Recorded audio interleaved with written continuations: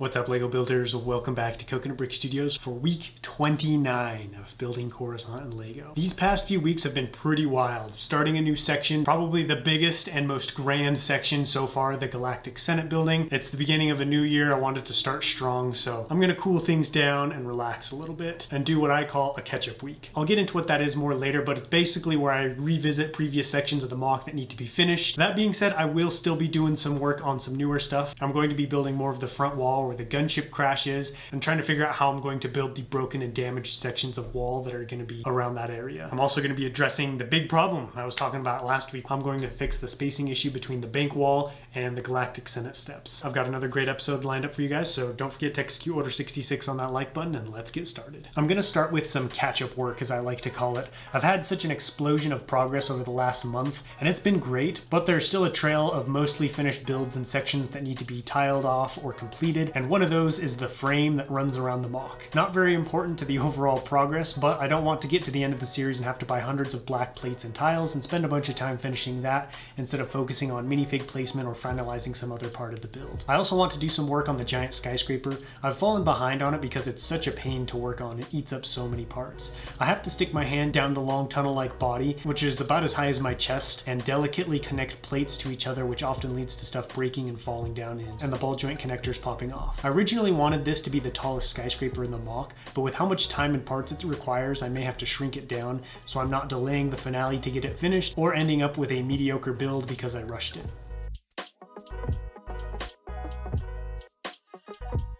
This is one of the challenges of building at such a large scale with weekly progress updates, trying to balance progress with completion. I want to put out entertaining updates with steady progress, dealing with new problems and builds, but I also don't want to get to the end of the mock and spend a month going back through and finishing up 1,000 smaller builds. I learned the importance of this balancing act while finishing up my previous mock, Cato Nemoidia. I decided to finish the whole thing and then add battle damage to the city, but when I got to that point, it was much harder to partially take apart or modify a finished build, and I also just wanted the project to be done at that point, even if I didn't add everything I originally planned to. I'm not complaining that I have to upload every week. It's a choice and I enjoy it. I'm just giving you some insight on behind the scenes issues and realities that come with building mocks at this size. This building right here is turning into quite the thorn in my side. I had such grand plans for it when I designed it, but it's become so big, complicated, and eaten up so many parts, it's quickly fallen behind the rest of the mock. Like I said, I'm probably gonna have to end up making it a lot shorter than I initially planned, and I've made so little progress on it in so long, I feel like it's time that I need to update you guys on what it's actually supposed to look like when I finish it. So it's got these large fins or plates that are going to sit here at the bottom, connecting to each side of the building. These are just supposed to make it look bigger and more secure down here at the base of the building, kind of like how we have this foundation piece over here and that one for that skyscraper. They're obviously not going to actually do anything to help support the building. They're going to just sit on top of the tile here and slide up against the wall once it's finished off. As for tiling off these walls, I was originally thinking of just sticking my hand down every time and then using that to support this plate while I put the tile on. But after building this and breaking it as many times as I did on that little time lapse, I realized that's going to be a huge pain and cause a lot of issues. So what I think I'm going to do is finish building the plate up till it's level with these pillars, and then I'm going to take each of these panels off, tile it on, and then stick it back on. It's going to be a huge pain. It's going to suck because they're connected to these little ball joints that I have to position in just the right place to get everything to connect together. But I think if I just do it all at once, it'll be much less of a hassle than doing little sections here and there and then constantly messing up and breaking the entire build.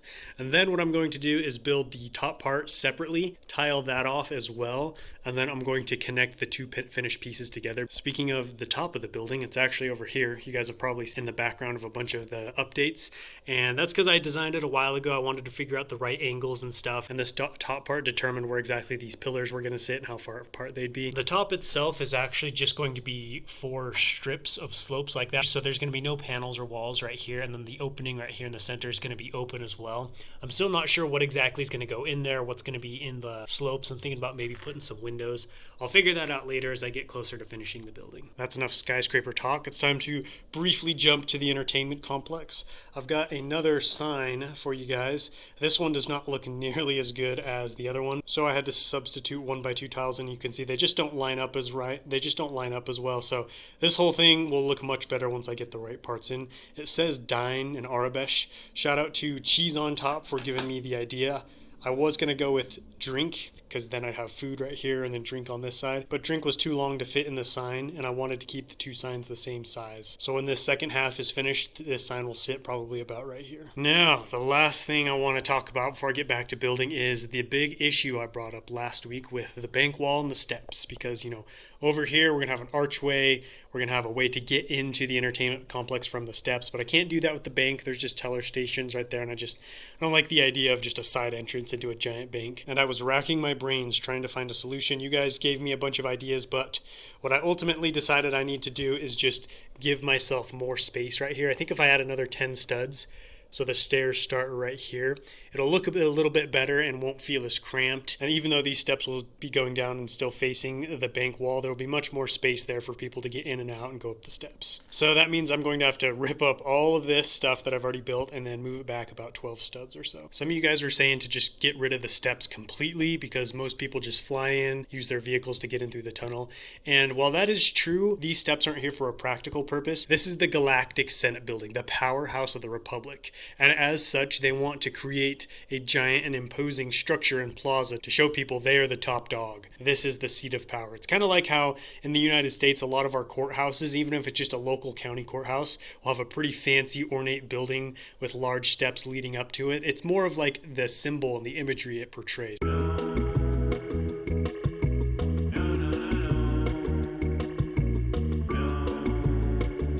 It's been a while since I did some work on the bank, so I'm going to start building the front interior wall, using slopes to trace the outline of the gunship hull. After that, I'm going to set pieces of broken wall on the gunship to represent the parts of the wall that have been forced inward by the crashing ship. I'm also going to put in the side wall so I can better see how it's going to look in relation to the steps of the Senate building. I'm super glad this is one of the last walls I need to build because I'm tired of always needing to buy more 6x8 plate. This building is turning out to be much more work than I initially planned because I wasn't going to do an interior, because now I have to build walls on the inside as well to cover up the backside of the exposed plates. But the biggest issue is figuring out how to support the roof and skyscraper that will be on top. In the apartment complex, I was able to just stick a bunch of brick pillars inside, but I can't do that with the bank. I may need to run some Technic support beams under the roof and maybe use some trans-clear bricks to help hold it up. Or I could try and fit some giant pillars in the center, but that would probably displace the statues and tree, but these are all problems for another day.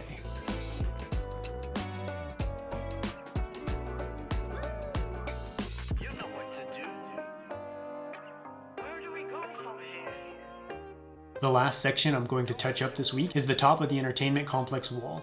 There's a row of multicolored plate that needs to be covered up, and a while back some people suggested I use some smooth 1x2 slopes. I'm sorry I don't remember who you are, but if the slopes line up right with the top, they'll be perfect because it will cause the top of the wall to basically slope into the roof area and not create the blocky wall to roof transition I have on other buildings.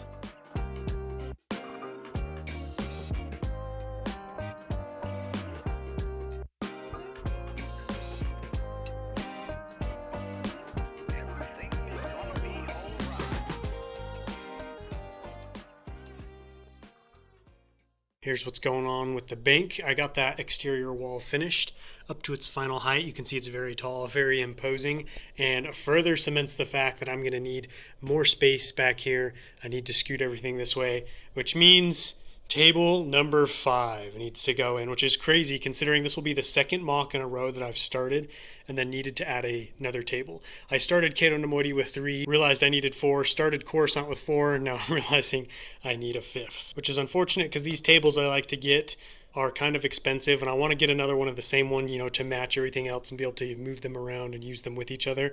They're about $80, I think, not even to mention the extra parts I'm going to have to spend on base plates and more pieces going in, which is unfortunate, but that's just how mock building goes. If you're interested at all in helping out with any of those costs, you could always drop me a super thanks down below in the comments. It is always greatly appreciated. Moving on to the bank.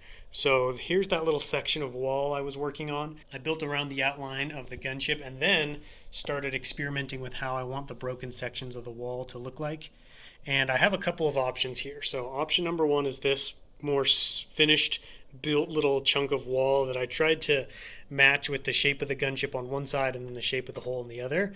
And then we have this much more complete but much more flexible piece on this side. You can see there's a lot of jagged edges underneath because I didn't want to connect these slopes to other brick. This allowed me to bend and move them to fit the shape of the gunship and the hull much better. So these are two options that I'm toying with right now. Neither one is where I want it to be, but let me know down below in the comments which option you would take, or if you have any other suggestions for how I could make this work. I may end up just building little flaps, kind of like this, put one on this side and then one on this side, and then just have a ton of rubble up in front of this and down in the front, because I honestly don't know how much of the wall is actually even going to be there. When I've seen things punch through a wall or something, especially if they go all the way through, there isn't a ton of wall hanging around the edges of the impact hole. And before we move to the other side of the mock, I wanted to show you this little modification I made to the speeder. I bought a nice little windshield piece. I think this is the same piece used on Luke's land speeder. I thought I had one originally, and this is what I was planning on using, but it turns out I didn't. I really like how this is looking. The design I had before was just a bunch of cheese slopes, but this is definitely much smoother, much more streamlined, and looks a little bit more realistic. So I think I'm probably going to keep it like this.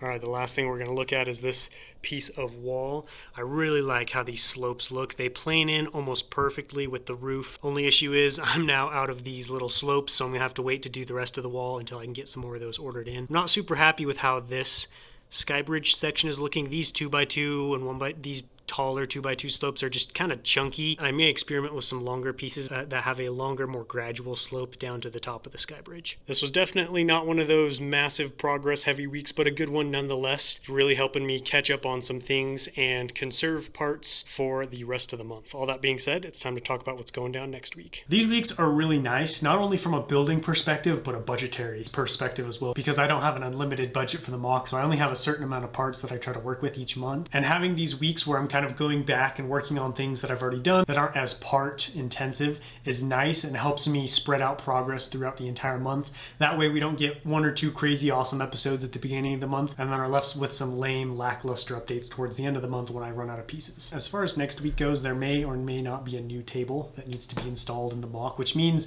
a lot of adjustments are going to have to happen. I don't know that I have enough room for that table, so I'm gonna have to move the entire mock around to try and get it in, as well as scooting that final section back to give me more space, and I'm hopefully going to start putting in some of the large plateaus that are going to be at the edges of the mock. But that wraps up everything for this week. Don't forget to let me know what you thought about everything down below in the comments. If you have any questions, suggestions, I'd love to see what you guys come up with, and I will catch you next time. But until then, happy building.